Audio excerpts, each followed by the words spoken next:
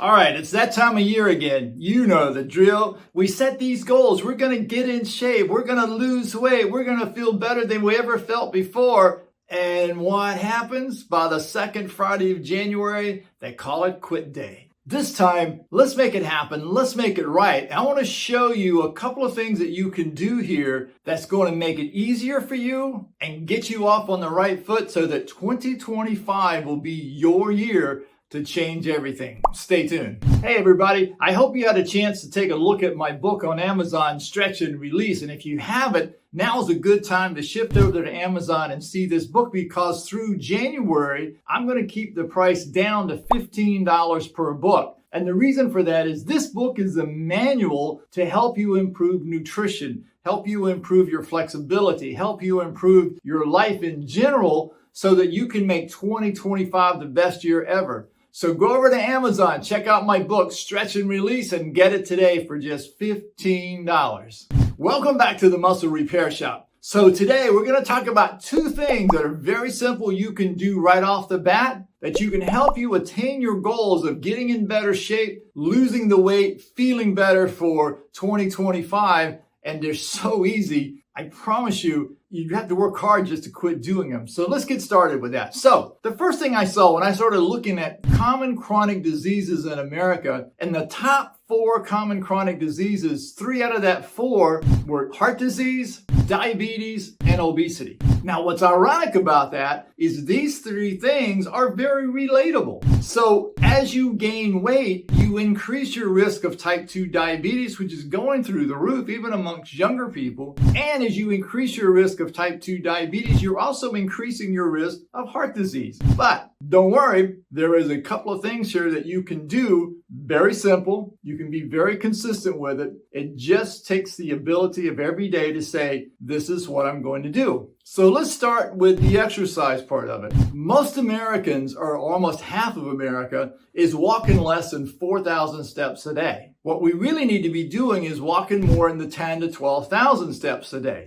Now, there is no magic in the 10,000, 11,000, 12,000, 13,000, anywhere in that number. There's no magic to the number itself. But where the magic comes in is that by doing this consistently every single day, you literally can start to burn calories. You start to build some muscle in your legs, and you start to build your stamina so that you have the ability to actually move around. That's not that hard. So how do you do that? Well, I do it every day. I walk a minimum 1 to 2 miles a day. Most days I get into 3 miles a day. But if you walk at a nice fast pace, doesn't have to be super fast, but just fast enough that you can't really carry on a conversation as you're walking, you will literally build yourself up and start to actually improve your body. Now, what I mean is that if you're walking along and having a full conversation with a friend during your whole walk, you're not putting enough effort in. What you want is if you try to talk to somebody as you're walking along, you're going to be out of breath as you're trying to talk to that person, and it's going to make that conversation not get so emotional, and you're going to focus more on the walking that you're doing. Now, I know some of you will say, well, I walk my dog every day. That's not steady enough. The dog starts and stops, and so do you. You stop and talk to friends, you talk to neighbors. You're not really accomplishing much of anything when you do that. So you want to get to the point that when you're walking, you can breathe fine. You just can't have a full conversation with somebody. Now, can you do this in your life? I go to a park sometimes and I walk around. I'll walk around downtown, or I'll walk around my neighborhood. You can, when you go to a shopping center, don't park up next to the door. Park far away, walk in.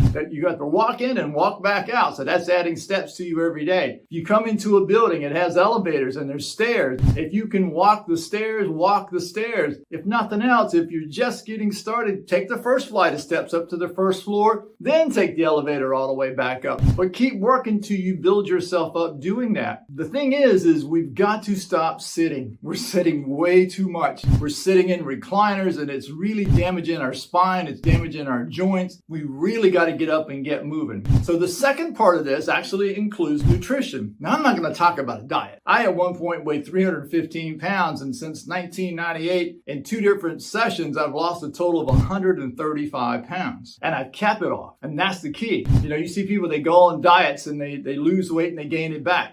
Done it several times in my lifetime. When you learn how to actually eat to maintain your weight it's equally as important as the losing weight itself. Now, some people are going on things like Ozempic, where they're taking drugs that help them lose weight. Even though the drug is helping you lose weight, you've got to learn how to eat to maintain your weight. Because if you don't and you ever stop taking that drug, the weight will come back on just like it does for diets. Lots of people lose weight on diets, but the problem is that they don't know how to maintain that weight. And then when they come off the diet after they lose their 20 or 25 pounds, they gain it back. And it's a lot of times a lot more. So what I want to talk about today is simple things you can put into action today that you can change that. So whenever I'm losing weight on my plate, when I look at my plate, 75% of my plate is vegetables. Many of them are green leafy vegetables, salads, and different types of greens. Then I have 20% of my plate is protein because I want the protein to help increase my muscle mass as I'm working out.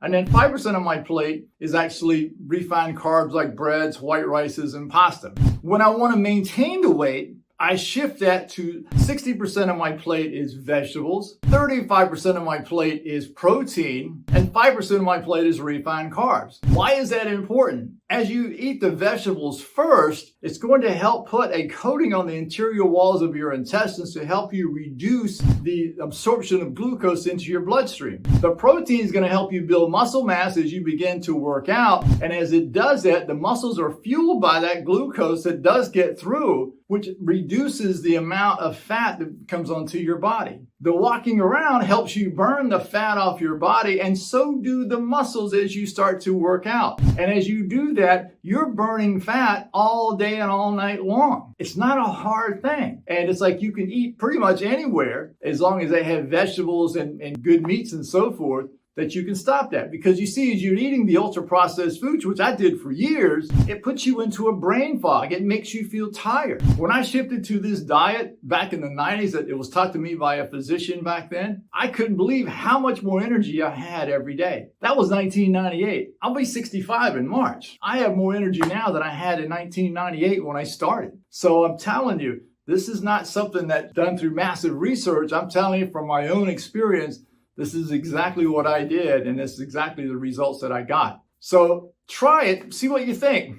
Let me know what you think and feel in the comments down below. Don't forget to subscribe and ring the bell so you can get more of these videos. And if you'd like to hear more about diet and what I've done throughout the years, please let me know. I'll do more of these videos to help you out. And for now, see you. I hope you enjoyed this last video. Be sure to click on the video here to my left and enjoy.